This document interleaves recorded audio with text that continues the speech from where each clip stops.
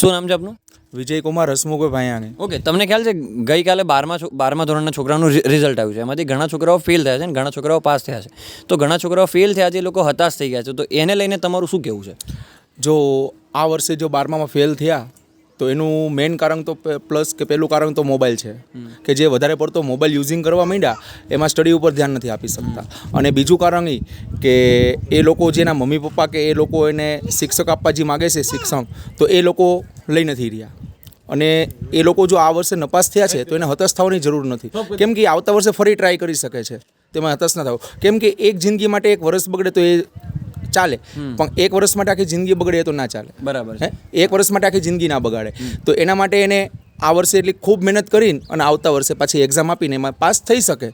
એવા આ દુનિયાની અંદર લાખો કરોડો લોકો છે કે એક ફેગું નહીં, 2-3 ફેગું ફેલ થઈને પાછા પાસ થઈને પાછા આસમાન છુએ એટલી પ્રગતિ કરી લીધી છે એ લોકોએ. એટલે આ વર્ષે એને ખૂબ મહેનત કરીને અને પાછા પાસ થાય એવી આપણી પ્રાર્થના છે. અને મારો બીજો એક પ્રશ્ન છે, જે રીતે તમે વાત કરી, સપોઝ માનો કોઈ છોકરાને એક્ઝામ ઘણીવાર આપે છે કે હવે સપોઝ એકવાર એણે એક્ઝામ આપી દીધી છે અને ફરી એને એક્ઝામ આપવાની ઈચ્છા થતી જ નથી, કેમ કે એને એવું લાગે છે કે એક્ઝામ આપીશ તો હું ફેલ જ થવાનો છું. તો શું એવા વ્યક્તિઓ સપોઝ એને એક્ઝામ આપી જ નથી તો એ શું જીવનમાં આગળ વધી ના શકે? વધી શકે ને, વધી જ શકે. ભણતરથી આ માણસ આગળ વધે એ મારું માનવું નથી.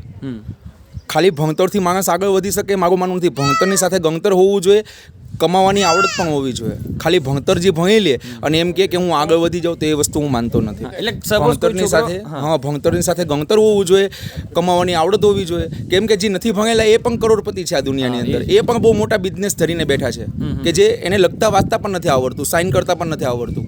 એની સાઇનના ચેકની સાઇન કરવાવાળા પણ વ્યક્તિ બીજા લોકો છે. હું એવું નહીં, હું માનતો નથી કે ભણેલા વ્યક્તિઓ એ જ આગળ વધી શકે.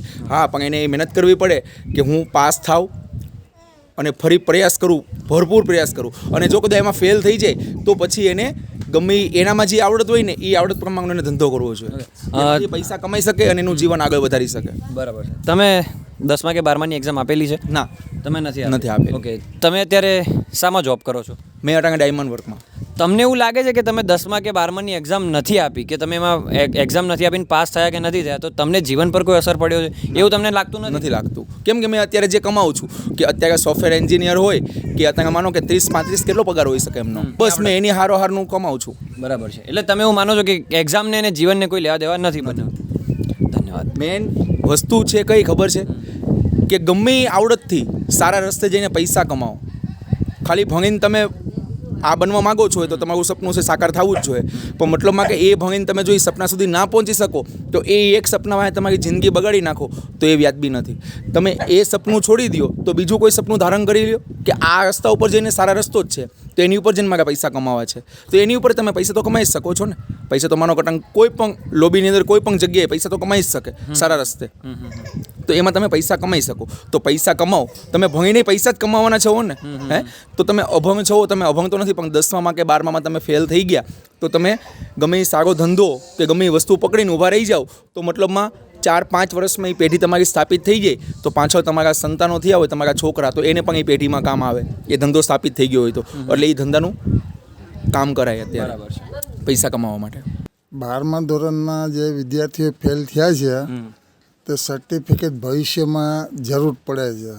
જ્યારે અમે ભણતા તો એ અમારું ઓલ્ડ એસએસસી હતું.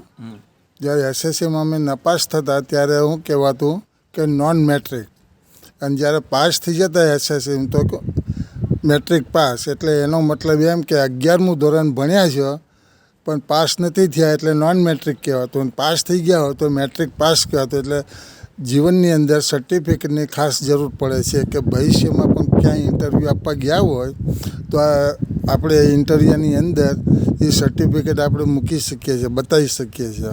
એટલે તમારું માનવું એવું છે કે મતલબ 12માનું જે માર્ક્સ આવ્યા છે બરાબર, એ જીવનમાં જરૂરી છે. સપોઝ કોઈને માર્ક્સ નથી આવ્યા સારા કે કોઈ છોકરો ફેલ થયો છે તો શું એ જીવનમાં આગળ વધી ના શકે કે એનું જીવન એવું જીવી ના શકે જેવું એ જીવવા માંગે છે? જે વિદ્યાર્થીઓ ફેલ થઈ ગયા છે એને તો જિંદગી તો જીવવી પડશે, આગળ તો વધવું જ પડશે. પણ અમુક એવા વિદ્યાર્થીઓ પણ અમુક ક્ષેત્રમાં બહુ હોશિયાર હોય છે, અમુકમાં વીક હોય છે. પણ એને જે હોશિયાર જે વિદ્યાર્થીઓ છે અમુક ક્ષેત્રમાં, એ લાઈનમાં જો એ આગળ વધે તો જીવનમાં સર્વોચ્ચ પદ ઉપર પહોંચી શકે તેમ છે.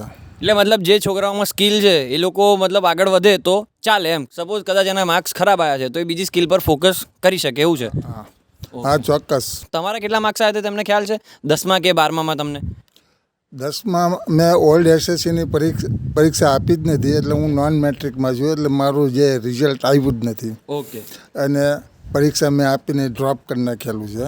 ભણવું એક પ્રક્રિયા છે, એમાં કંઈ જરૂરી નથી કે દરેક વિષયમાં દરેક ક્ષેત્રમાં આપણે પાસ જ થવું.